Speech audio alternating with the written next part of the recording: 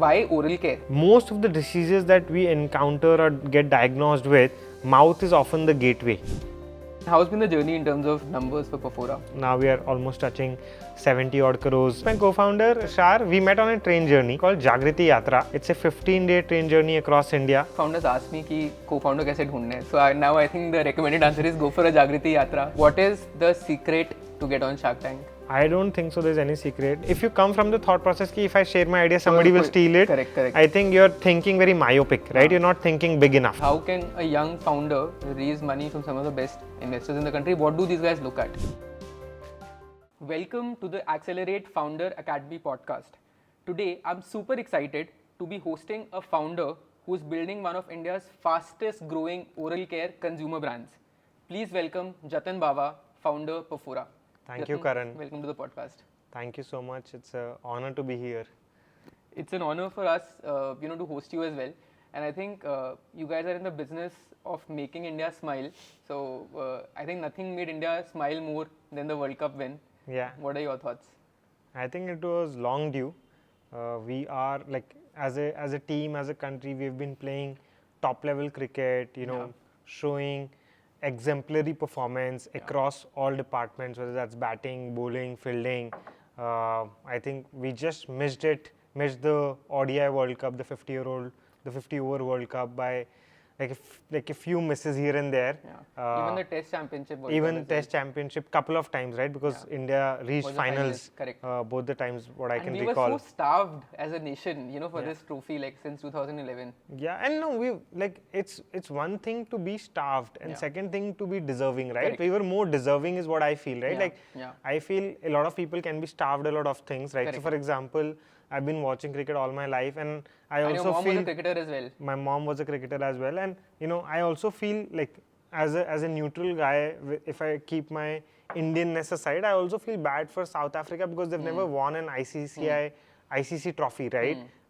So I feel they're also equally starved, but India as a country more deserving. They've been playing top level cricket across formats.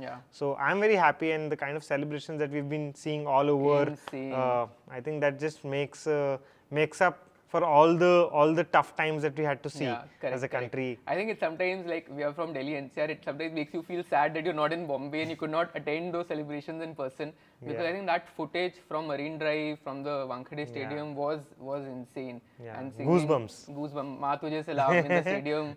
I think that. I had an opportunity after a long while to watch a couple of cricket matches, and I went to see the India-England World Cup match in Lucknow.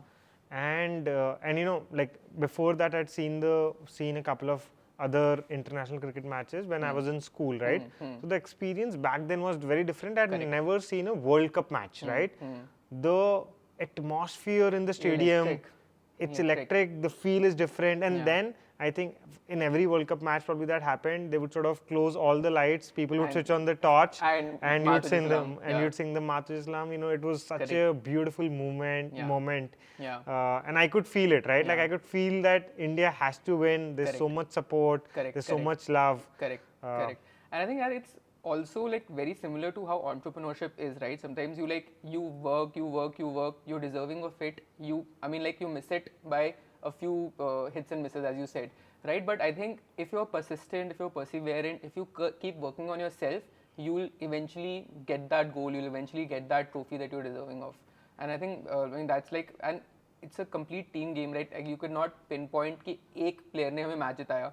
Whether it's Rohit who changed the culture, whether it's Virat who was a steady guiding hand this time around, whether it's Boom Bumrah with his bowling, whether it's the newbies Surya Kumar Yadav, Akshar Patel, Hardik with his redemption, and Rahul Dravid with the steady guiding hand. I think it was a complete team effort, which got India through. So I think I always feel that it's always a team and collective effort, because one of efforts can be celebrated and be highlighted, but in the background it's always a team effort, whether in case of companies doing well or teams doing well. A founder might have the vision and the courage to start something, but he or she alone can't build it into a large outcome, right? So for any large outcome to be accomplished, I feel it's always a team effort, right? There are small things that happen at the back end that sort of shape up that outcome. Correct. So yeah, That interesting. I would love to, know more about your journey as well. So, I was reading this quote by Sam Altman. He says that a person is inspired more by the first 17 years of their life rather than the last 10, right? So, what was childhood and growing up like for you? And एक question जो मैं हर founder से पूछता हूँ इस podcast में, what inspired you to become a founder? Got it. So, what I'll answer in the sequence that you've asked me. What was childhood like for me? I grew up in a very small town. The town is called Balarpur. It's closer to Nagpur, about 2.5 hours south of Nagpur. So lovely oranges. Lovely oranges, good mangoes, because our town is sort of on the border of Maharashtra and Telangana. Telangana has really good mangoes. So very small town. Childhood was fairly normal upbringing. No extraordinary privileges, nothing, no extravagant lifestyle, right? Very, not, I wouldn't say hand to mouth, but comfortable, but nothing beyond that, right? For example, for the first 17 years of my life, I had never been on an aeroplane, right? So never traveled abroad, no family vacations as such. Vacation used to be, going to grandparents' home in Punjab, either paternal or maternal, right? So that's pretty much it. My father was building a business when I was growing up. He's a first generation entrepreneur. He built out a trucking business, large trucks, heavy fleet of trucks.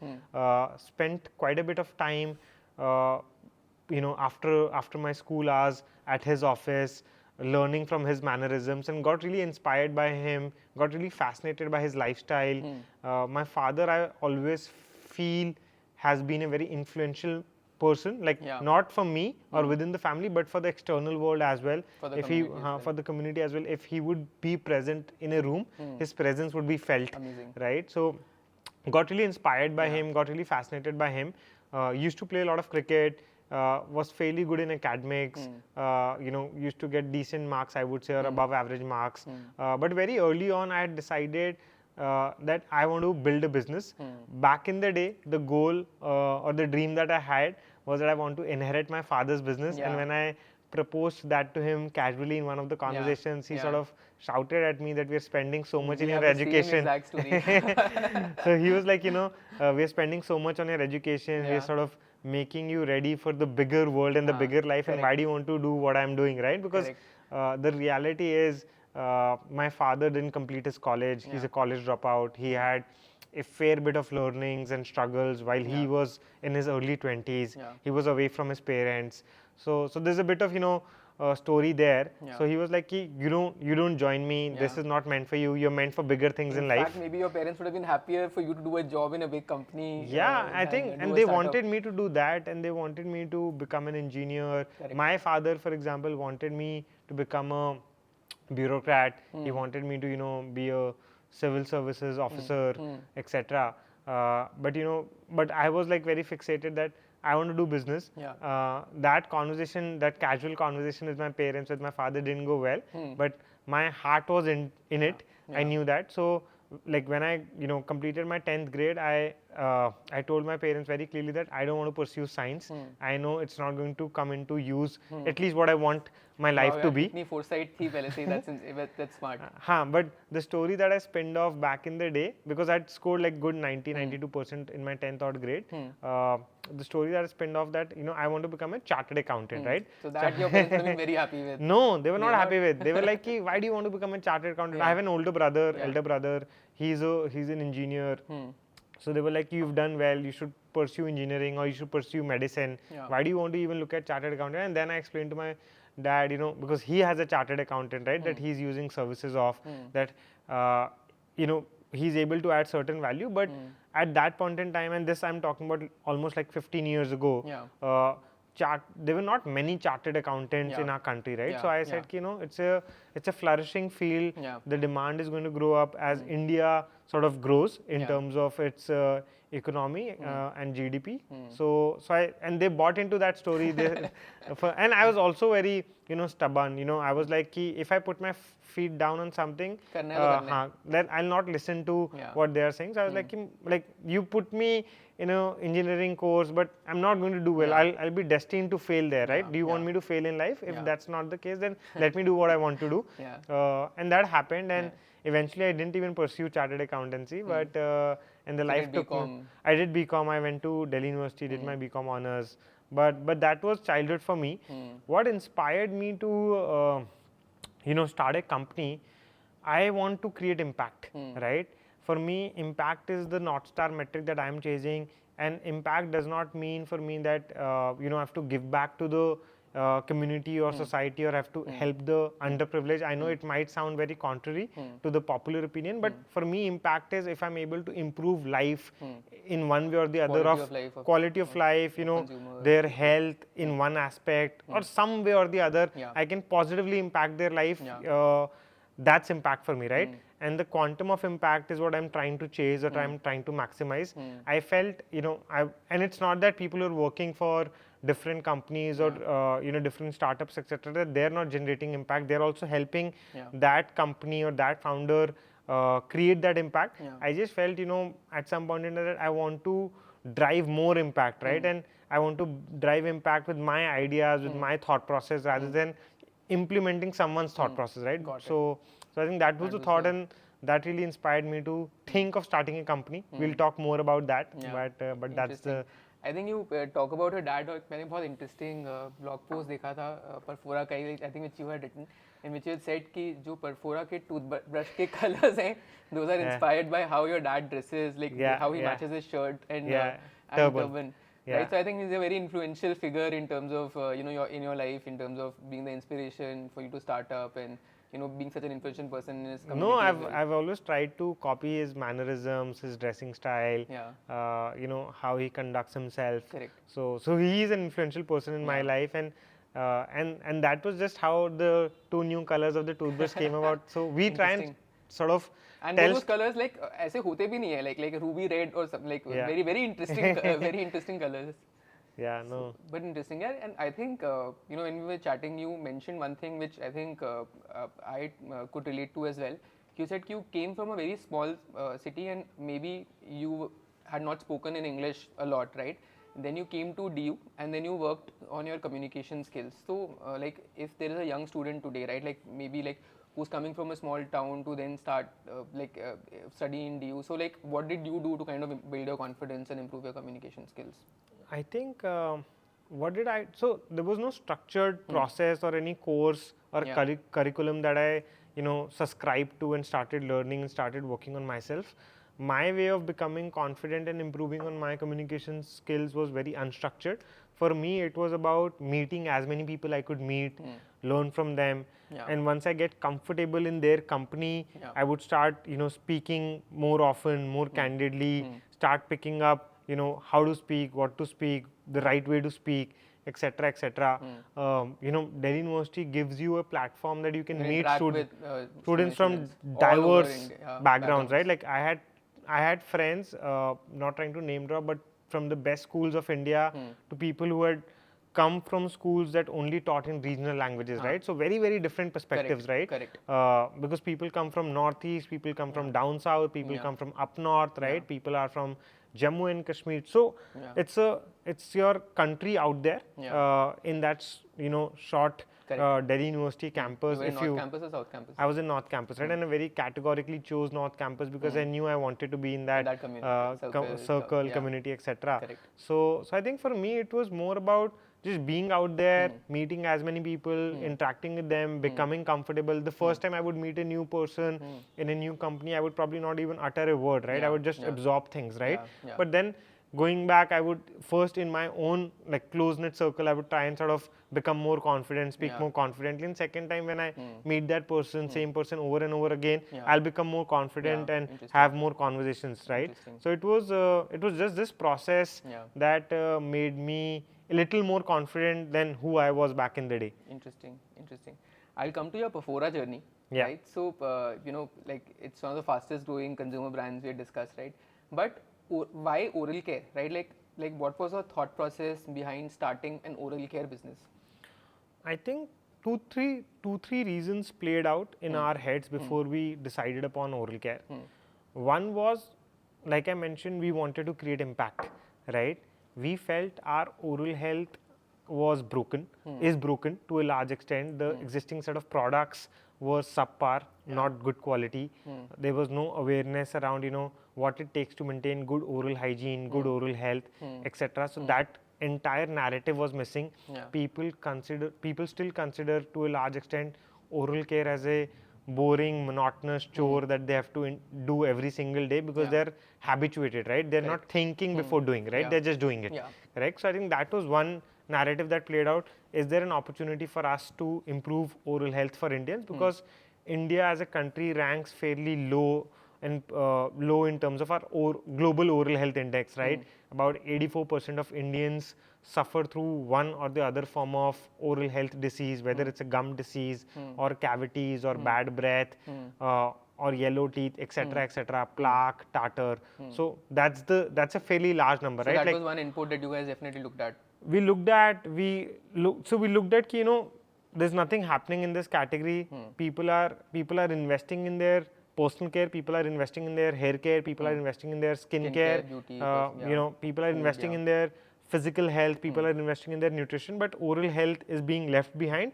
And one interesting fact that sort of really blew us away, and that also came in one of the conversations we were having with a dental practitioner, was most of the diseases that we encounter or get diagnosed with, mouth is often the gateway for it, correct, right? And you think about it, mouth is often the gateway of any disease that we get diagnosed with in an entire life cycle. So this is a very important aspect of our overall health as well. So that was one input. Second input for us was because I had spent some time in the CPG consumer brand space. I knew that I have to build a consumer brand, and I wanted to build a consumer brand in a space that was not cluttered, right? Where there is massive scope of innovation in terms of product, in terms of storytelling, in terms of bringing out a new narrative, which we felt existed in oral care as a category, because this is 2020. For context, for everyone who's listening to this conversation, I'm talking about 2020. We were all locked up in our homes. So I realized that oral care is something that does not have too many options for young consumers out there. हाँ मतलब incumbent company brands हैं, like 15,000 crore का market है, but maybe कोई younger नया brand आपके mind में नहीं आता. हाँ मतलब the fact was कि I was 27 back then. I had only used 4-5 brands all my lifetime. Correct. And there was nothing new for me to look forward to. And if I compare that with another product that I consume every single day, which is coffee, right? I'd probably consumed hundreds of new coffee brands. Hundreds of new coffee brands. I would have tried 40 of them, right? There is, of course, incumbents like Nescafe, Brew, etc. But there were quite a few new age brands as well. So yeah, I think that was the second point that sort of gave us sort of led us into this direction, that the clutter is missing. And third, we also had to apply a business sense to it. So it's a large market, not yet disrupted.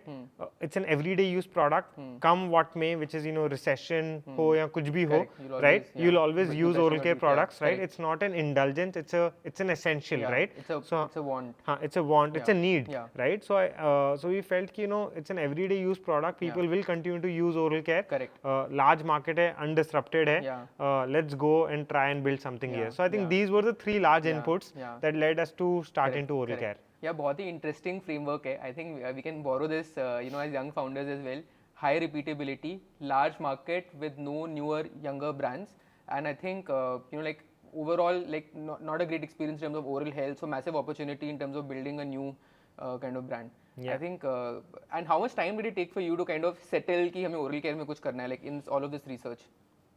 So I had decided. So there's a small anecdote there as well. In 2020, we were all locked up in our respective homes. it's not that I celebrate birthdays in a very big way and throw large parties, extra cabin parties, nothing of that sort. You know, it's usually a close circle of friends that I celebrate with. But 2020, there was hardly anyone that I would celebrate with. I was living alone in an apartment here in Gurgaon. So, so that evening, I decided, you know, I was 27. Yeah, so I decided, you know, there's still 3 years to 30. By next year, I have to figure out what I want to do in my life, and I want to start something of my own. I want to be on the path of starting something of my own. So I have that 1 year to figure things out for myself. I felt that because, again, coming back to the point that I have this very strong urge to create impact, positive impact in the lives of people. So it took me about, like, I had decided on that day, which is May 2020, that I want to build something. So I started very actively searching and researching across different business ideas, speaking to different people in the ecosystem, understanding what different consumer pain points were. Around October of that year is when we zeroed upon oral care. That oral care is one idea that both me and my co-founder Tushar, कैसे मिले थे तुम लोग? we met. That's an interesting story. I'll come to that as well. But we sort of decided that oral care seems interesting. Both of us are aligned, because when two people are coming together, it's very important. Their skill sets aligned. No, skill sets also aligned, but it's very important that you're passionate about the idea, right? Like if I am passionate, but the other person is not passionate, and it's not there with his full heart into it, right? Then it's not going to be a good journey, right? So both of us felt very strongly that this is a space that we want to go out and build something in. And then December tak we were like very confident that ये shape up हो जाएगा, we should do it.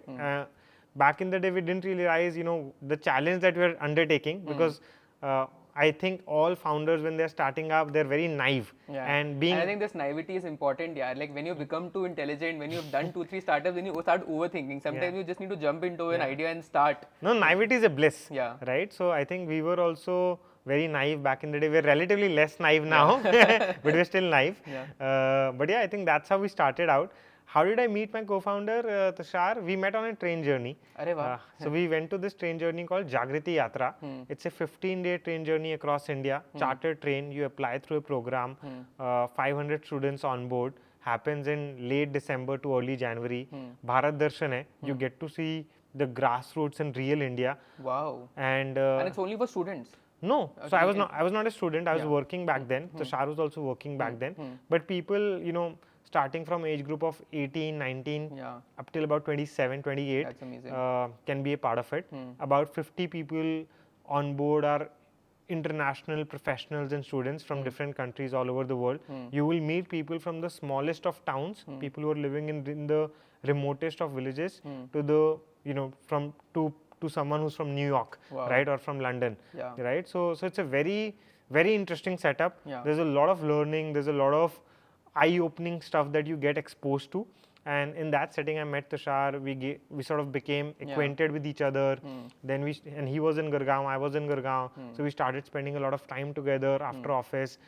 Eventually, I was working at a company where Tushar also ended up working, because he became very passionate about health. And our friendship grew over the last so many years, and we always kept in touch. So I think a lot of founders ask me कि co-founder कैसे ढूंढने हैं. So now I think the recommended answer is go for a Jagriti Yatra. You might just find your new co-founder. Yeah, I feel, you know, co-founder, no co-founder is secondary. Go for Jagriti Yatra. I think it's an experience of a lifetime. People say going for, like, people say, you know, going for Euro trip is, you know, transformational, life-changing. You'll see things that you haven't seen. But I'll always say, you know, you can do a Euro trip at any point in time in your life, right? But Jagriti Yatra has limited time frame. Do apply for it.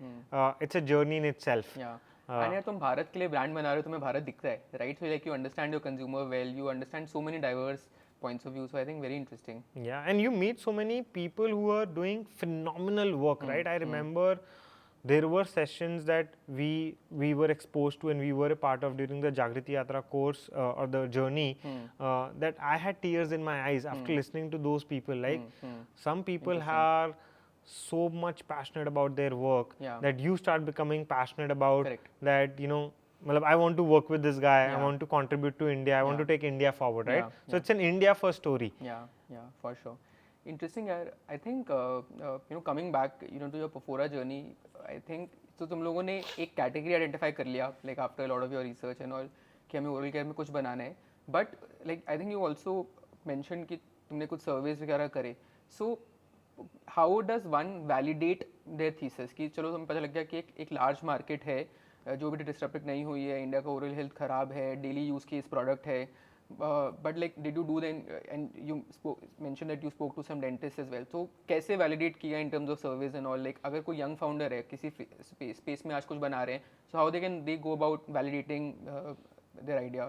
So one, we extensively used our network, right?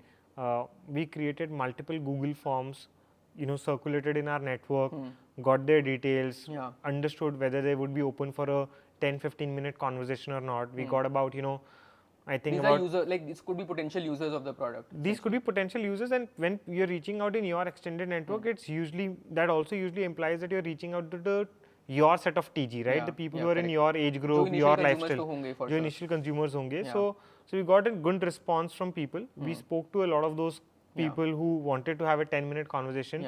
We picked up their thoughts around, in general, around personal health and wellness, personal care products, how, like for them, what is the importance of oral health compared to skin health, compared to hair health, compared to nutrition, what kind of oral health products do they consume, do they understand the difference between a manual toothbrush and electric toothbrush, if yes, what kind of product do they still end up consuming, etc, etc. Some conversations were shorter, some conversations were very long and elaborate, but we got fair bit of insights from these conversations on what the pain points of the consumers are, what can we do to solve them. That was one.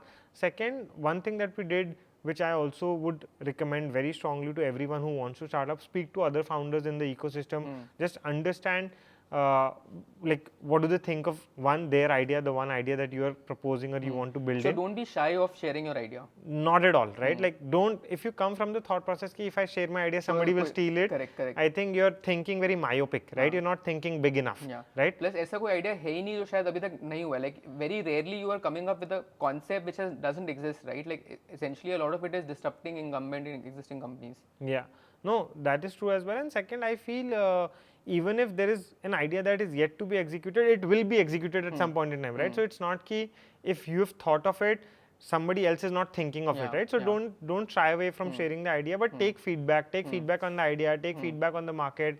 I was very fortunate that I had a few set of people who were already building different brands and different categories that I could. In D2C and consumer space as well. I worked in the consumer space as well. So I had that opportunity and network that I could sort of bank on and leverage and take their notes and take their viewpoint on ki what do they feel about the market, what do they feel about the thought process. I still remember, like I can very candidly share, one of the first product ideas that we were working on was a bamboo toothbrush, right? And another founder who's a very close friend of mine, she shared that, Jatan, whatever you are proposing seems good, but ये bamboo toothbrush मत करो because इसमें आप कुछ innovate नहीं कर पाओगे. वो bamboo का toothbrush है, वो bristles है, मुझे कुछ innovation चाहिए नहीं, वो हो चुका है, done and dusted है. Can you think something more, right?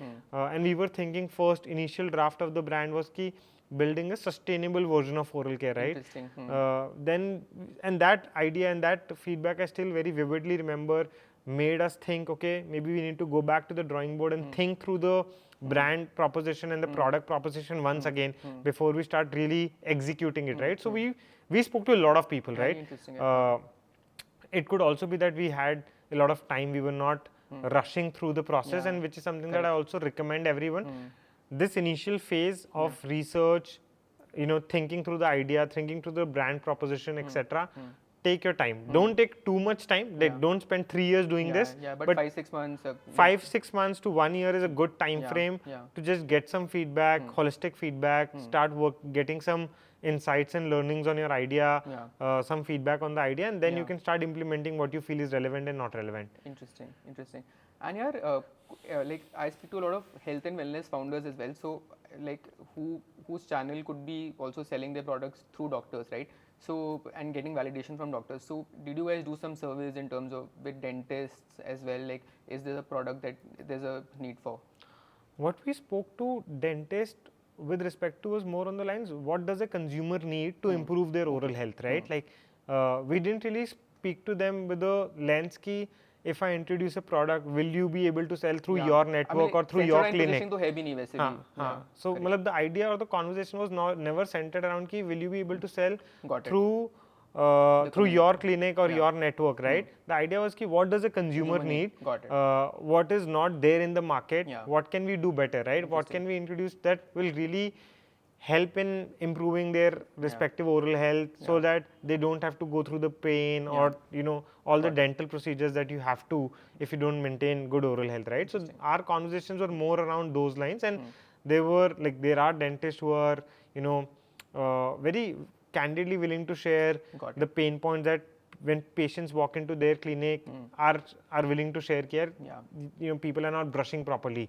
People are not using the toothpaste right. People are not flossing. People are not using a mouthwash, and the reasons why they're not using a mouthwash or why they're not using a floss, etc., right? So all those insights really helped us. Got it. And how has been the journey in terms of numbers, right? Like I think the brand got live in 2021, I'm guessing. Yeah. August of 2021, we launched on 15th August. Arey wow. happened accidentally, but happened. Yeah, interesting date to start. So, Mara Zoe was started on 14th Feb, so we remember that. And how's been the journey in terms of numbers for Perfora? I think, see, I'll tell you numbers. First year we did about 1.5 crores in revenue. Second year was 15 odd crores. Third year was about 45 odd crores. Now we are almost touching 70 odd crores in terms of ARR. But coming back, I think people start focusing on numbers a lot. My viewpoint here is ki numbers will come and numbers are important, but think of the picture in a 10-20 year time zone, right? We're still a 3-year-old brand, right? So I don't overemphasize on numbers. I don't sort of very proudly quote our numbers, right? It's a fairly decent journey, can definitely be much better, and can definitely could have been a definitely much worse as well, right? Because I know of the brands that are not able to scale up as well. So I have both the viewpoints, but I always say ki, every brand's journey is going to be very different. Every category is very different. Every consumer's perception to a category is very different, right? So think about numbers in the long term. Think if you're able to get the market share, if consumers are really loving the product and the story that you're putting out, numbers will happen. Got it. If you're building it with the right intent, if the product is right, if your thought is right, if you're solving a pain point, आज नहीं तो कल वो numbers आ जाएंगे. मतलब it'll happen for sure. And one of my favorite examples about numbers and what is potentially possible is Attenberg, right? First 7 years, the brand, I think the founder started working on the idea in 2015. Till about 2019, they were doing about 40 crores in annual sales. And now, I think last year they've closed at about 800 odd crores in the last 5 years, right? So if you do the basics right, if you get the fundamentals right, if the product is something that's solving a pain point, a real need for the consumer, exponential growth will happen. Brand compounding is real. Distribution compounding is real. All of that will come into play. Interesting. But sometimes you have to wait it out. Got it. And in your journey, when you did, let's say 1.5 crore in the first year and you scaled in the second year, so I think when you scaled, you would have realized कि कुछ तो product market fit है और कुछ certain products के साथ product market fit हुआ. Like you said कि हमने electric toothbrush से शुरू किया, and शायद इंडिया में the biggest market in terms of oral care is toothpaste, right? So तुम लोगों के लिए कौन सा वो product था जिसमें product market fit आया, and when did you realize कि now the consumers are accepting our products? What was those set of products? I think so broadly we've seen product market fit happening for three products for us. One is the electric toothbrush, which we are probably the second largest or third largest brand in the country by volume and value today. Second is our teeth whitening products. We're the best sellers in the category. We do teeth whitening powder, we do teeth whitening serums, we have a bunch of other products. these treatments वो हैं जिसमें शायद अगर आप dentist के पास जाओ तो you will end up spending a lot. So end up spending a lot, plus time consuming भी है. These are DIY solutions at home. Of course, in all honesty, the efficacy and the whitening effect that dentist treatment will give will be far better because it's also instant and expensive. These are everyday solutions which will gradually improve your, gradually improve your teeth color or make them whiter and brighter. That will happen. Like very not trying to sort of take a stab at the dentist community because we work with them, but you know, if a dentist whitening treatment is more like a steroid, right? Because they're using certain hard ingredients to whiten the teeth very effectively immediately, right? This is something you're doing every day in a day-to-day. So it's like working on yourself, like going to the gym. It'll happen gradually, right? Eventually, it'll all build up. So teeth whitening is a bestseller. It's a product market fit for us. And within teeth whitening as well, teeth whitening toothpaste, which falls into the larger toothpaste bucket, we've seen a lot of product market fit happening. So these are the 3 product categories that we've seen product market fit for us. Yeah. I remember I had gifted the Perfora का toothpaste to my dad. So पहली बार उन्होंने try किया, उनको लगा यार इसमें तो झाग ही नहीं आ रही या फिर इसमें वो जिंग नहीं आ रहा जैसे वो आता है ना. So I told him कि actually जो एक regular toothpaste होता है, like not again you know trying to say anything about any brand, but a lot of them have ingredients like SLS and all, जो शायद एक detergent या shampoo में डलता है, right? उससे झाग बनती है, right? Detergent and dishwashing soap. Dishwashing soap, yeah. So and like all of this is free of that, right? So that's why you're not feeling that jhag and zing. So eventually उन्होंने adopt किया. Now he's a very regular user, you know, of the product. So I think that's one product that at least हमारे household में वो बहुत ज़्यादा use होता है. So I think so that's when you talked about impact and you know like reaching to a lot of consumers. I think that's interesting. But yeah, talk to me about some of the metrics that you guys track as you scale, right? So like जैसे I think जब एक consumer brand तुम शुरू करते हो initially तुम देखते हो कि तुम्हारे ग्रॉस मार्जिन्स हेल्दी होने चाहिए, तुम्हारा रिपीट रेट्स हेल्दी होना चाहिए. Then do you look at CAC to LTV as you start scaling? Is that a metric that you essentially look at? And as you start scaling, let's say from your website to then marketplace to then offline and all, क्या ऐसे metrics हैं जो आप लोग on a day-to-day basis track करते हो? Sure, I'll talk about things that we genuinely track. Could be contrary to how other people go about doing this. One, not a very big fan of repeat in the early stages of the business. The reason is because India is a large country. It's all about inducing trials. Yeah, it's about inducing trials, acquiring users, and in all honesty, you can only track repeat on your own website, right? Other platforms, जाओगे, retail में जाओगे, आप नहीं कर पाओगे. Repeat track नहीं कर पाओगे. There are proxies that can come into picture and place, which is good. Correct. But I feel for any brand to really have a very strong repeatability, at least 5 years to spend करने पड़ेंगे market में, right? Because the brand, see, one, people also take time to get used to and accustomed to a product. That is one. Second, the brand is also constantly making iterations and changes based on the customer feedback, right? So time लगता है crack करने में. Third, I think people also want to try different brands. Like my dad tried the Perfora toothpaste, then he tried 4-5 more, and then he got back to the Perfora toothpaste. So like they also in the process of trying out different brands all the time. Yeah, so that's also the third dimension to it. So one, not very bullish on the repeat, but the things that we really track is NPS. If people are trying, what is their experience, right? How do you measure that in some, let's say, on so two ways, and we don't measure that on marketplace. We primarily measure that on our own website. Every time you purchase a product, you'll receive a communication from us in the next 14 odd days, rating your experience. No, it's a 10 pointer proper NPS, you know, which has detractors, passive, and people who are going to be in your favor, right? So in fact, I think it's a very interesting thing. Why don't you tell for your audience how to, if you can very quickly, कि एक NPS format कैसे बनाते हैं?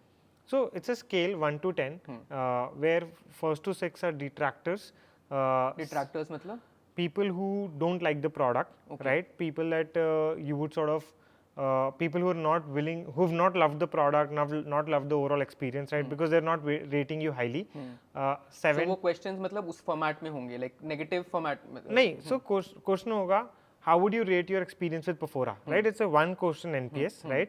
You will have a 10 pointer scale, right? First to 6 में आपने vote किया तो I'll consider कि यार you're a detractor. 7 to 8 में I'll consider you as a passive person, and if you've voted 9 or 10, so I will consider you to be, there's a proper word for it, the terminology I'm forgetting right now, but you'll consider that person to be a highly satisfied consumer or a customer of our brand or your brand, etc. So but question एक ही है, Question एक ही है, right? Okay. Question is a large question, right? How would you rate your experience with your Perfora, or are you happy with your Perfora purchase, or are you happy with the profit? Would you recommend it to your friends and family? So, would you recommend it to your friends and family? So you'll get that answer. So that's one NPS that we track. Second, what we track is if your share of organic revenue is increasing or not, right? Which also means not so revenue as a percentage of marketing spend. No. So what I'm saying is that not percentage revenue, right? Because percentage will always be flawed. If I'm growing the business, let's say 50% quarter on quarter, my paid marketing spends and my paid marketing revenue would always be very high. But if the absolute revenue is increasing or not, right? So that is one. Got it. That is second. Third, what we're tracking internally very strongly is if our brand searches are increasing or not, which is also a proxy to know कि more people are searching for the brand or not, right? You can track that on Amazon, you can track that on Google Keyword Planner, etc., right? So that's the third way that we track. Fourth, CAC is an interesting metric to track because it's something that affects your business P&L very strongly, and we track that day in and day out. But again, CAC also keeps on fluctuating, right? What you have to look at CAC also, I would say, is at least 12 to 24 month timeline. How is that trend line moving, right? And across platforms. Across platforms, and how is that trend line moving, whether it is coming down or not.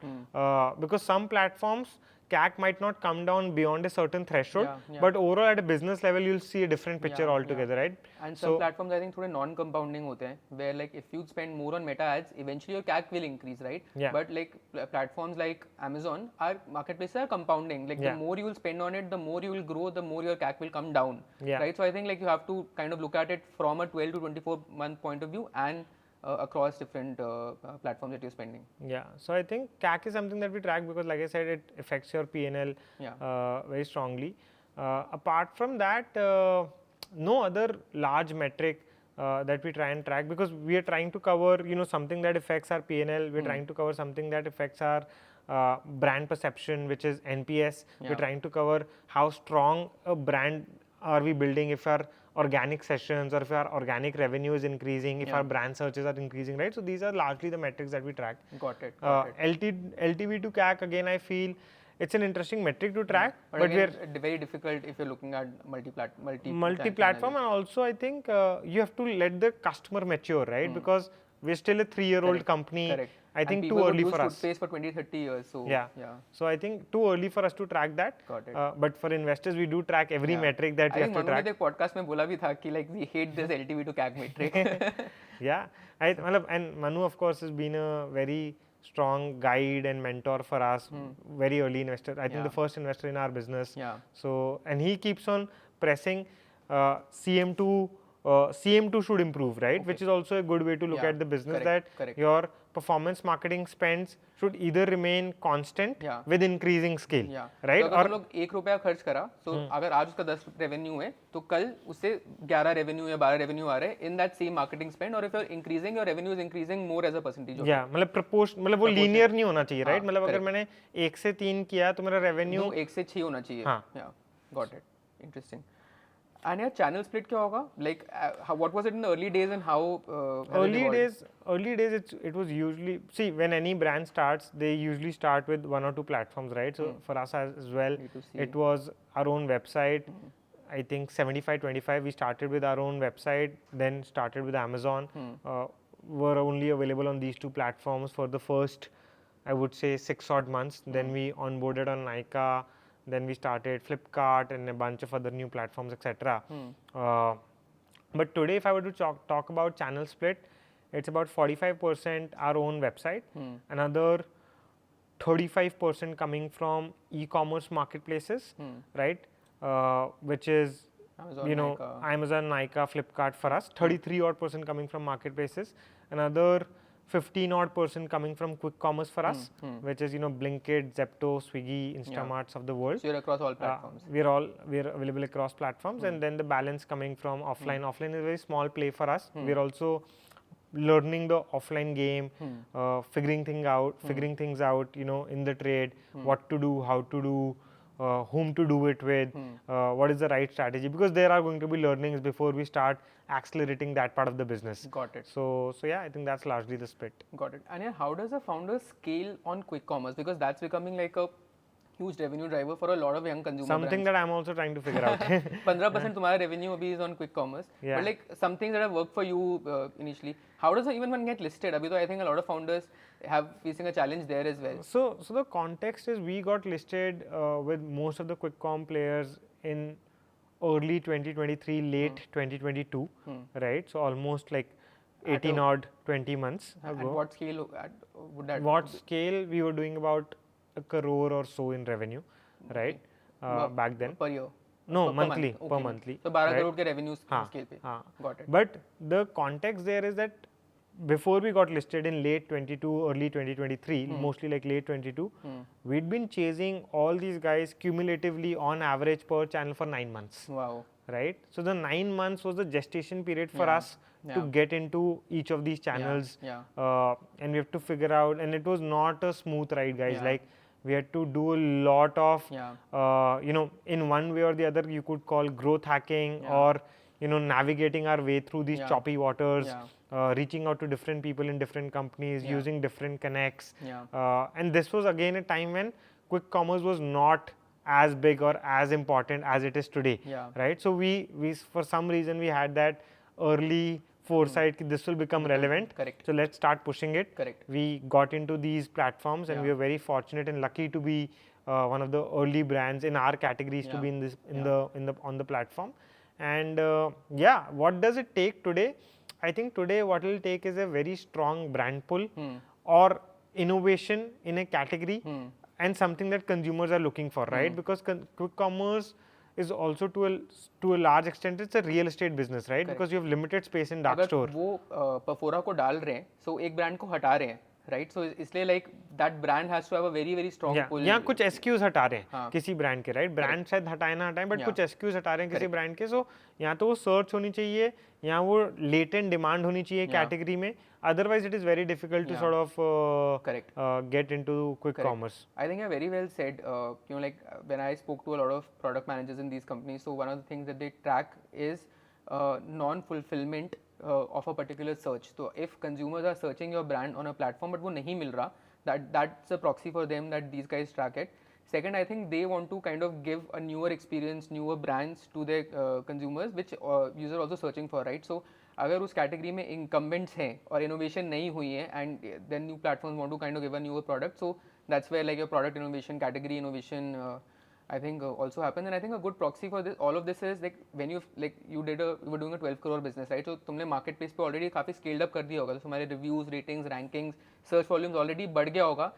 So that, I think is the right time to then start approaching these folks, and then उसके बाद I think जुगाड़ लगा के whatever, sleep out of their office, work out of their office करके 6 महीने में, I think that's the way for founders even today to kind of list on these platforms. On the quick commerce players, their team also track Nielsen data, Euromonitor data, right? How big is the category? If the new brand is getting some market share or not, they're of course connected. See, a lot of people who work at these quick commerce companies have spent time at, you know, a Flipkart or Amazon, so they have people who they can leverage and understand ki how big is this brand on their respective platforms, right? So it's not that if tomorrow I walk in as a new brand founder and say that, you know, I'm doing X number on Amazon, they can always very clearly verify it. They can validate it, they can verify it. There are external tools that can give you some proxy, some idea how big the brand is on the platform, right? So अब तो Amazon has only started showing this data that 6,000 bought in the last month, X bought in the last month. पता लग ही जाता है कि कितना वो हो रहा है.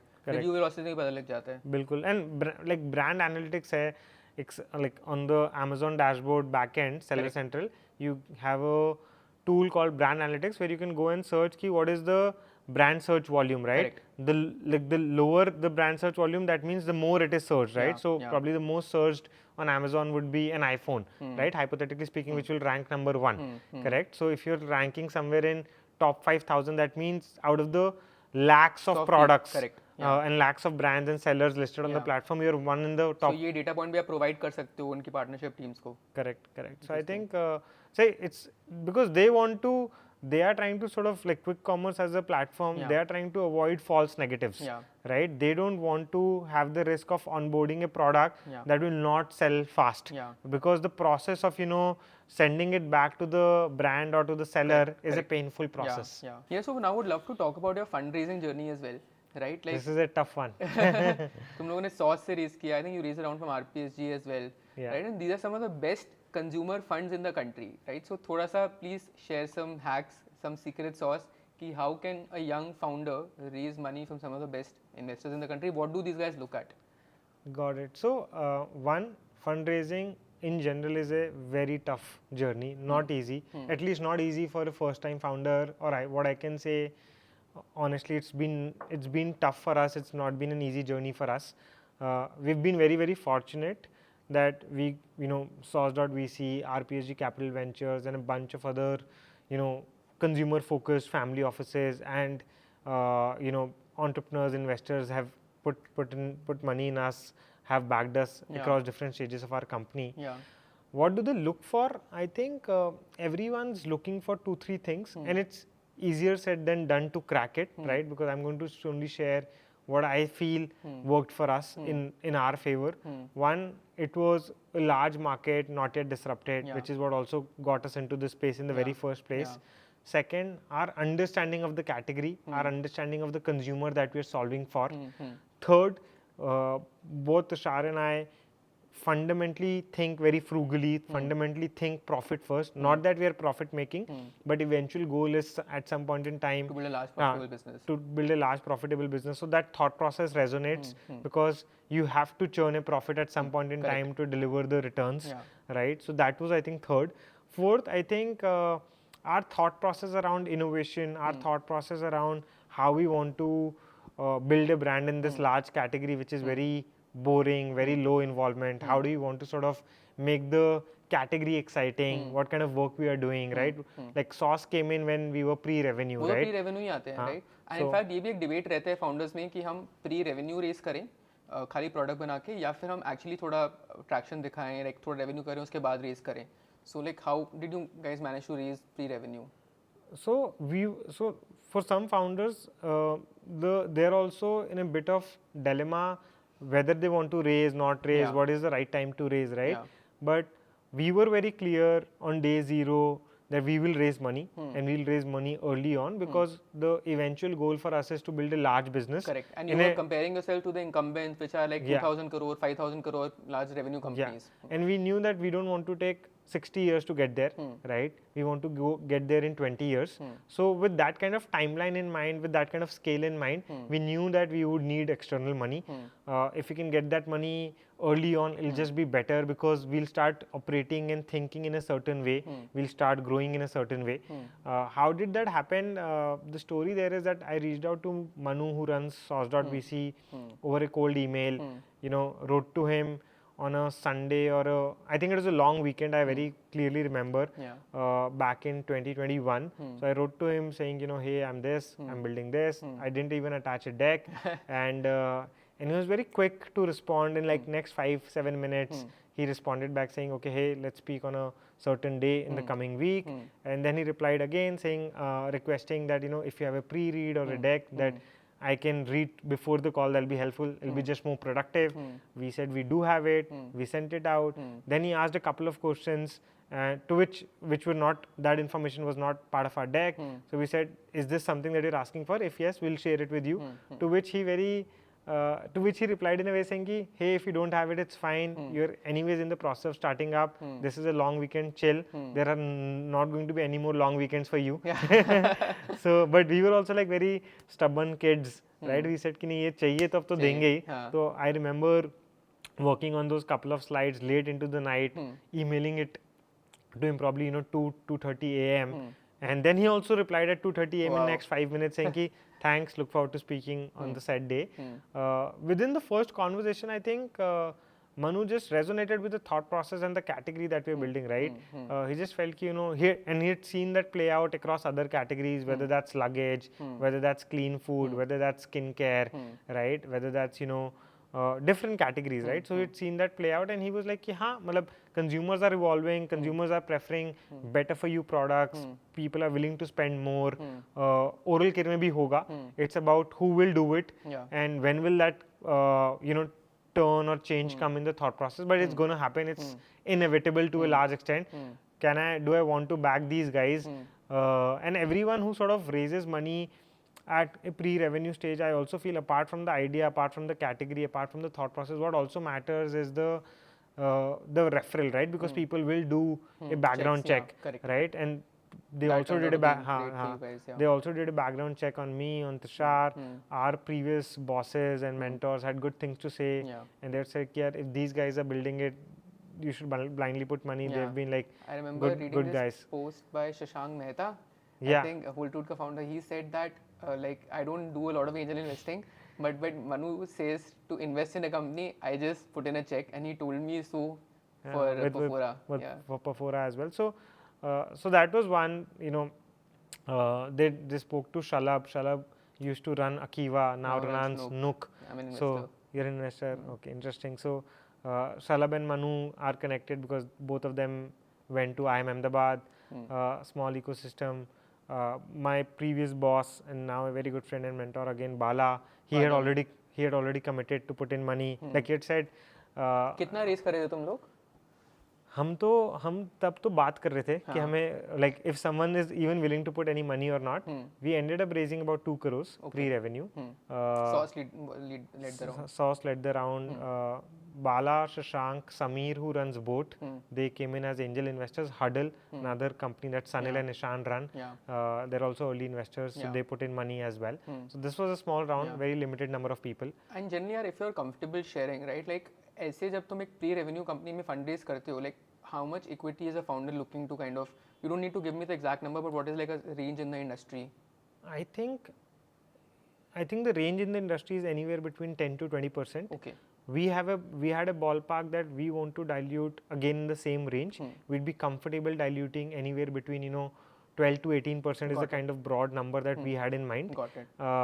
And this is very helpful. Like, thank you for sharing. No, always happy to share. But second thing, it also depends on the quantum of the money, right? Because we are first-time founders, we didn't need a lot of money. Because even if I get 10 crores, right, I don't know what to do with 10 crores, right?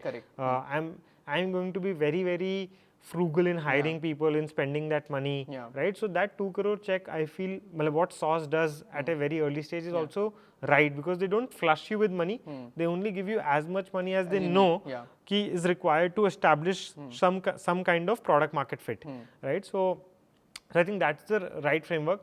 I'll always say, as a founder, lower the better, the dilution. Yeah, correct. If you can get like 2 crores at 5% or 10%, nothing like it. Yeah, got it. Interesting. And I think एक और interesting thing about your fundraising journey is your Shark Tank experience as well, right? So you were on Shark Tank season 2? Season 2. And अब season 4 के applications start हो गए. So what is the secret to get on Shark Tank? I don't think so there's any secret, and like a lot of people have asked me this question, okay, what is the secret? Did you use any back channel or any influential source to get there, right? We applied the basic way, the normal way, probably the way thousands of other companies would apply. I think what my understanding today is about Shark Tank, you have to have a business idea or a business that a large part of India can resonate with, right? That is one. Second, if you have something unique from a storytelling perspective, that works, because at the end of the day, it's an entertainment show. It's an entertainment show. They want viewers. They want viewership, right? They want interesting people. Right? So I think having a product or a solution that a large India can resonate with, because people from all walks of life are watching the show. And second is, having an interesting proposition works. Third, most of the cases that I know of, if the company has a bit of traction, that also works, because that shows validation. That does not mean कि pre-revenue companies नहीं आती, pre-revenue companies भी आती है. But having an interesting proposition with some traction gives that validation कि हाँ, मतलब कुछ hands and legs है इसके. But at the end of the day, even if you get to the Shark Tank, and you would be privy to that because you're invested in so many Shark Tank companies, that not every pitch gets aired, right? Correct. So that's a 2/3 proportion, Yeah. right? Out of 100 brands pitching to the Sharks, only about 60-65 end up are aired on TV, right? Yeah. So उसका भी क्या selection criteria, there's no science. Correct. I think how your episode goes, like what type of conversation, how interesting it is for the viewers. Yeah. Right. I think like my dad says is very interesting thing. If you play a game, you play it by the rules. Yeah. Right. So I think it's an entertainment show eventually. So if your episode is entertaining, it's fun for the viewers to look at, and the Shark Tank team would look at their own criteria, then they would air it. And otherwise, and second thing, what matters during the application process, they are also trying to gauge how good or how comfortable are you going to be on the camera. Yes. Right? Because they have mock auditions, right? So they are sort of evaluating that, is the entrepreneur comfortable speaking, is confident enough, because when you go into the tank, when you walk into the tank, there are so many cameras, right? So overwhelming ho jata hai. People start, stammering, or they're not able to speak confidently. So they're also evaluating that, right? I think I've spoken to so many Shark Tank founders, और वो बोलते हैं कि what gets you into Shark Tank, apart from your business, is your personality, how fun you are, how relatable you are, how confident you are in front of the camera. What gets you funded on Shark Tank is your business, because जब तुम अंदर tank में होते हो, that's like a 1.5-2 hour conversation with the sharks, and then they are asking you questions about your personal journey, but then they're also asking questions जो एक हर investor एक पूछता है, कितना बड़ा business बन सकता है, कितना growth है, like whatever your business metrics are. So I think you have to be conscious of both those things, like something gets into Shark Tank, something gets you funded, and then something gets you aired. And I think you have to be conscious of all three. No, absolutely, 100% agree. And like what was your growth rate, like growth after Shark Tank, like किस quantum पे गए थे, and what is the kind of growth you saw? So we went almost like 2.5-3x in terms of the spike. Okay, immediately after airing. Immediately after airing, but I'm looking at in a month's time period, right? I'm not looking at, because same day growth to 10x 12x so yogi, right? Then it's a diminishing return hota hai. So you have to look at in a 30-day time period कि eventually business kitna grow hua, because organic sessions will drop, right? But we grew about 2.5-3x from our in a month's time in terms of scale, right? Then the large part or the bigger question comes as that you have to sustain that growth, right? Because it is very painful, right? You get that, you get that spike, you get that growth touching that ceiling, right? And then it takes everything in your power to sustain that, and it's not easy, right? Like, I'm so grateful and thankful to each and everyone who works with us at Perfora, is part of the team, has done more and beyond, and whatever it takes to sustain that growth and even grow beyond that, right? In such a short span of time, because it's only been literally, we went on Shark Tank, our episode aired on 16th of Feb 2023, so it's been about it's a year, 15 odd months, right?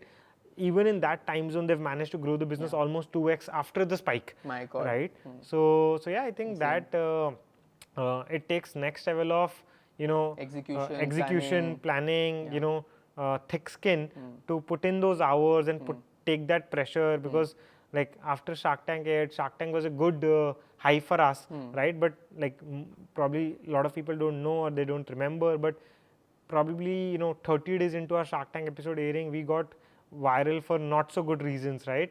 Because of the so we try and create a lot of content, BTS. So we covered our warehousing facility where we showed people are working throughout, because there's so much volume of orders, and we were running, the backlog was massive, right? Like thousands of every day orders would coming, and we were not able to ship out, right? So we recorded one of the persons who was in the facility packing orders, shipping orders, that, and he sort of exaggerated, but he was like trying to put out that it's been insane, right? And he said he hasn't slept in 30 days, right? My God. And like someone posted that Perfora is a company that's not thinking about humans, they're making people work as slaves, this is not the right employment culture, etc., and then like pretty much every news publication in the country picked up that news, and it became like a big pain for us, because this was being published in print, this was being published digitally, people were sending us hate messages, like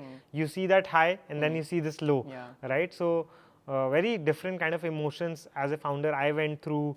What to do, what not to do, what to say, because anything that I would say or anything that we would say from the team could be perceived in any light, right? So yeah, I think it was interesting. And then eventually, like this happened, like February this happened, March end this entire news thing went viral, controversy went viral. Then April we did a show, a spoken word show, where one of the videos went viral, which was so loved. I think it has about 30-40 million organic views. I think 100 बार देखी है. So I think that video, that poetry went viral, right? Which was by our brand Muskurao. So I think like in a span of 3 odd months, different kinds of emotions, right? So and since you have mentioned this, I would love your thoughts. मतलब वो कैसे हुआ? And in fact, the person who shot it is sitting here, who's shooting this podcast as well. But वो Shobit from Creators Nest. But like ये like how did this thought process come about कि हमें ये बनाना है? Because इसमें कोई brand mention नहीं है, right? Nayab is just talking about, and Nayab was not a very big creator at that time as well. I mean, she's an amazing artist, like had a very great following. She's just talking about Muskurao, right? And just talk about your day, like your feelings. So there's no brand integration, there's no logo of Perfora and everything. But I mean, like that had such a strong recall, right? So क्या thought process था कि ऐसा कुछ करना है और उसके बाद like what was the kind of results that you saw? Got it. So I think thought process was, this idea was stored in my heart, in my brain from fairly long time. I remember this was 2015. I had gone to attend a storytelling event. This was organized by this company called Commune, which Roshan Abbas runs, right? And they had organized this storytelling event in some corporate office in Gurgaon on a Saturday evening. One of my friends from college used to be a founding team member, so had invited me, ki bro, aaja, this will be fun. And I attended that storytelling event. And in that event, where like there were 3-4 storytellers, they were just narrating their different stories. There's no brand integration, but this thought sort of stayed with me. What if I can integrate a brand, right? Then I started watching a lot of content on YouTube, which was being published by Commune, where they would sort of, like Asian Paints would sponsor that content, right? Interesting. Where they would sort of, Roshan Abbas or some other storyteller would tell the stories of buying a new home. He's a master storyteller. He's a phenomenal guy, right? I've never met him, but I've seen. We all know him through Instagram, We all know. But he used to sort of walk into the office where I used to work with Rajesh, because he's good friends with Rajesh. So yeah, I used to watch a lot of content that Commune was publishing, which was being sponsored by Asian Paints, and they would talk about, what is the feeling of buying a new house, how do you decide the color on the walls. But koi Asian Paints ka naam mention nahi ho raha hai, but certainly integrating the product in day-to-day life. Like this is an important decision, right? So that thought always stayed with me. Very interesting. So I shared it with the team that, hey, we're building a brand. We of course have a very uphill task of creating awareness for us as a brand, and we can't take the traditional route of getting celebs and putting this out on TV. We have to think in an unconventional way.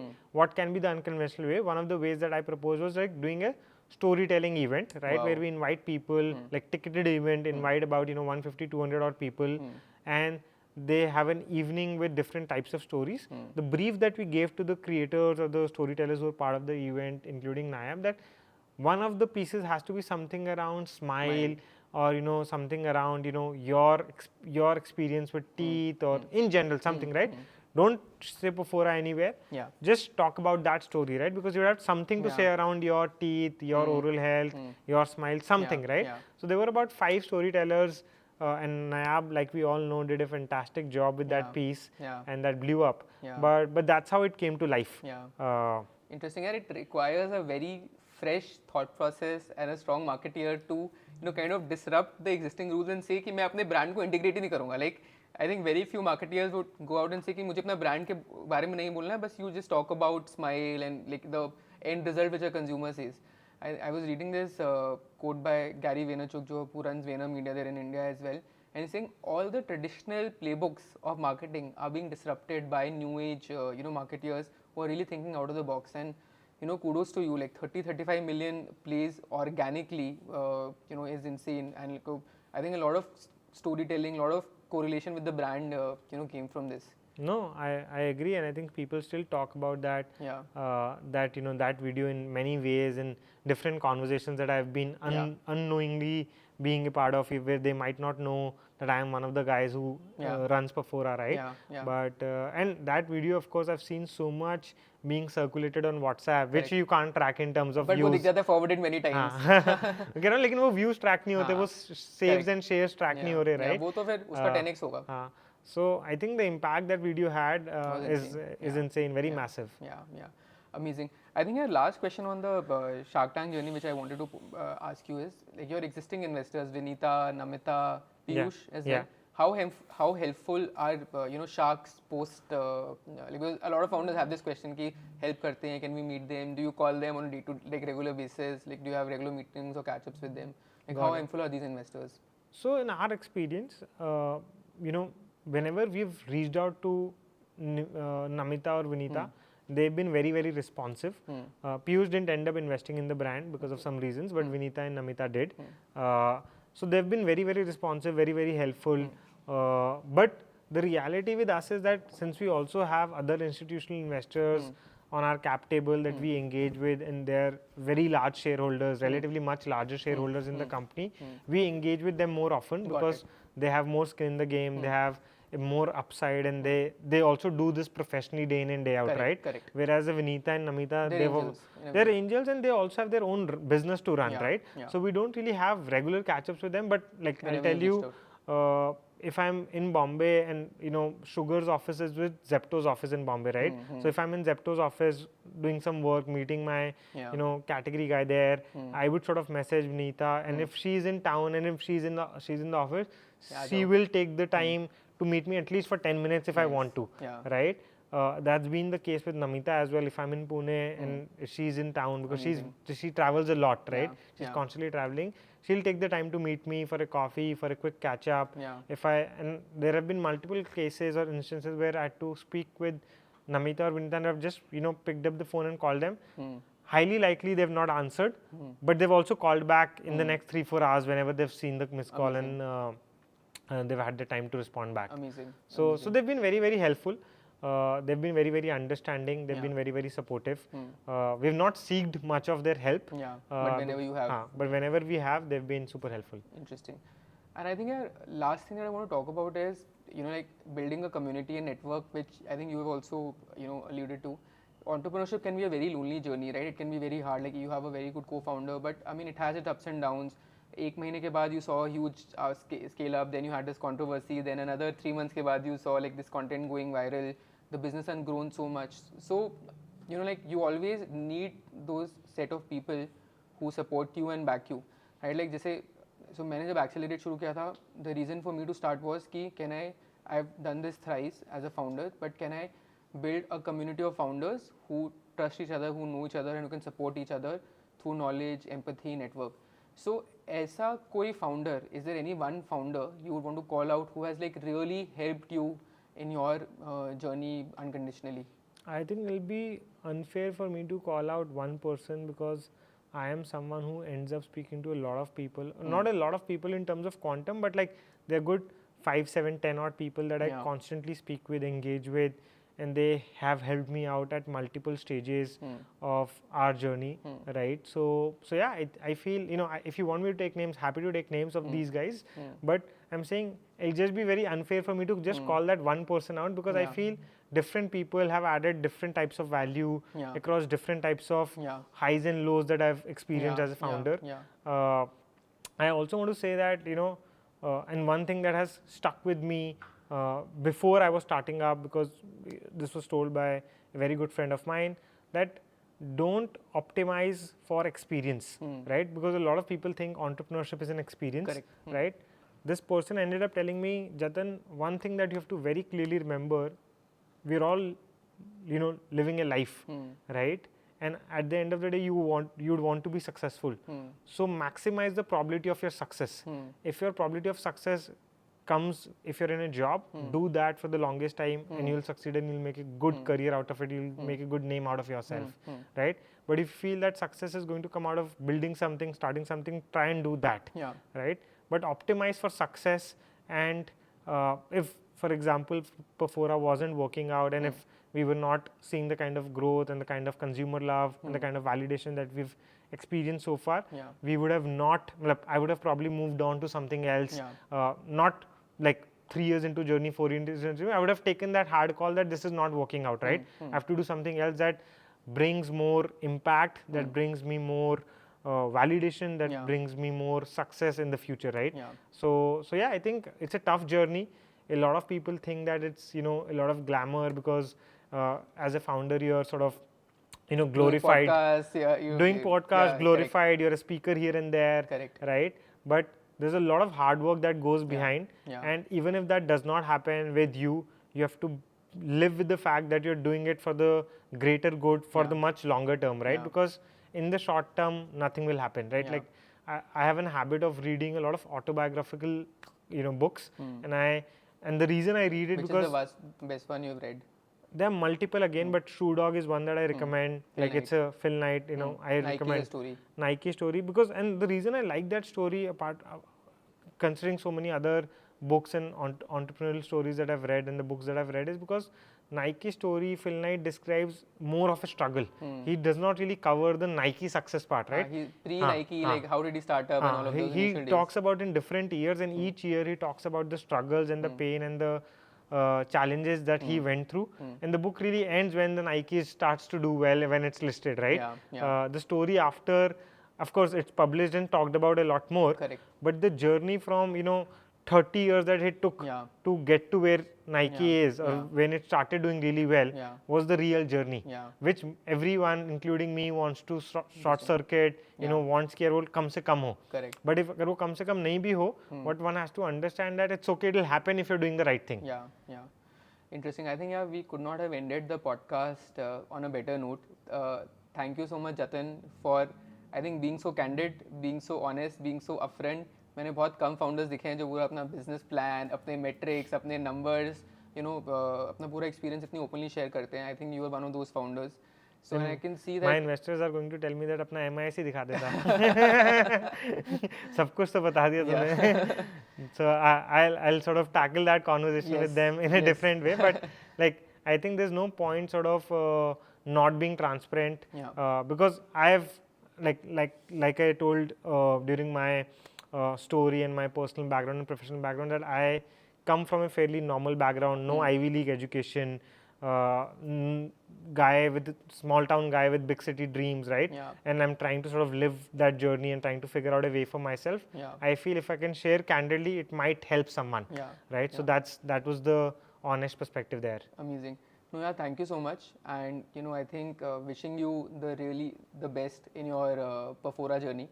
I really hope that you know, it becomes like one of the largest oral care companies in India, and you know, maybe fingers crossed and tapping the tables, we look back at this podcast 10 years later and you know, realize that we did this when you guys were doing 60 crore revenue, now you're doing 2,000 crore revenue.